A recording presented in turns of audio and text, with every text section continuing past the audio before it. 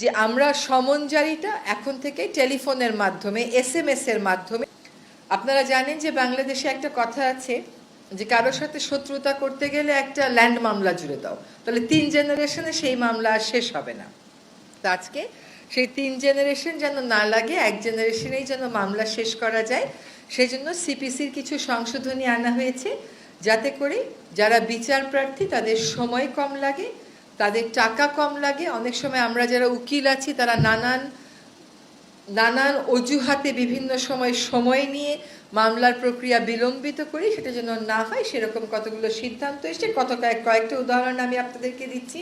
যেমন আগে যেটা হতো যে একটা মামলার রায় RICL TMX যুগের পর যুগ স্থাপনা থাকে মজবুত হয়ে যাওয়ার পরেও আবার জারি মোকদ্দমা করতে হতো ওই মামলার রায় বাস্তবায়নের জন্য।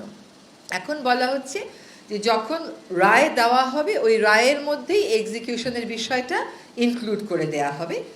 আবার ওই যে বিভিন্ন সময় নেওয়ার কথা বলা হতো, যে উকিলরা দাঁড়িয়ে সময় নেবে, এখানে বলে দেয়া হয়েছে যে সর্বোচ্চ কয়বার সময় নেওয়া যাবে।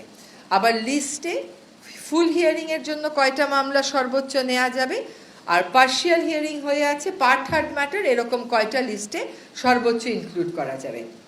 বিচার প্রক্রিয়াটা আমাদের অনেকাংশেই এখনও সেকেলে রয়ে গেছে। বিচার কার্যক্রমকে আধুনিকায়ন করতে এটা বলা হচ্ছে যে আমরা সমন জারিটা এখন থেকে টেলিফোনের মাধ্যমে, SMS এর মাধ্যমেও বা অন্য মডার্ন যে ডিভাইসগুলো আছে, মডার্ন যে মেথডগুলো আছে তার মাধ্যমেও করতে পারবো।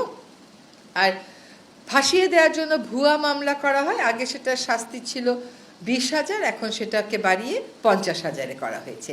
সিপিসির এই হচ্ছে বড় বড় যে সংস্কারগুলো, সংশোধনীগুলোর কথা বলা হয়েছে সেটা।